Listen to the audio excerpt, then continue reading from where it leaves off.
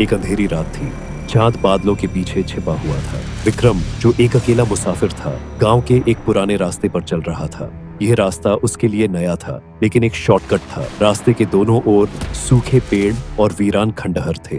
कुछ समय बाद उसे महसूस हुआ कि कोई उसके पीछे चल रहा है। हर कदम के साथ जमीन पर खींचने की आवाज सुनाई दे रही थी। विक्रम ने पहले इस आवाज को अपने ख्याल का नतीजा समझा, मगर आवाज बढ़ रही थी। उसने मुड़कर देखा, लेकिन रास्ते पर कोई भी नहीं था। जब वह फिर से चलने लगा तो आवाज इस बार और करीब सुनाई दी। विक्रम का दिल तेजी से धड़क रहा था, लेकिन उसने हिम्मत करके चलना जारी रखा। अचानक एक खंडहर के सामने से गुजरते वक्त उसकी नजर एक औरत पर पड़ी, जो सफेद कपड़ों में खड़ी थी और उसके बालों से चेहरा छिपा हुआ था। विक्रम ने रुककर उसे आवाज दी, बहन, आप यहाँ क्या कर रही हैं? औरत ने धीरे से अपना चेहरा उठाया। उसका चेहरा इंसानी नहीं था। उसकी गहरी लाल रंग की आंखें थीं।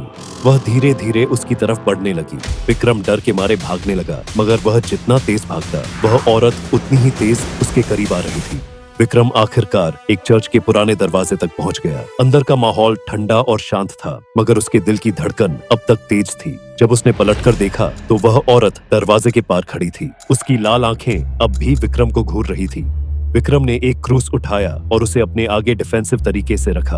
औरत एक पल रुकी, मगर फिर हंसने लगी और उसकी हंसी अस्वाभाविक तरीके से गूंज उठी। विक्रम पीछे हटा, मगर गिर गया। क्रूस उसके हाथ से फिसलकर दूर जा गिरा। औरत उसके ऊपर झुक गई। उसका चेहरा सिर्फ कुछ इंच दूर था। अचानक सुबह की पहली सूर्य किरण टूटे हुए शीशों से अंदर आई। औरत ने एक चीख मारी और गायब हो गई। विक्रम सुबह की रोशनी में डरा हुआ खाली चर्च में बैठा था। क्रूस उसके पास जमीन पर पड़ा हुआ था।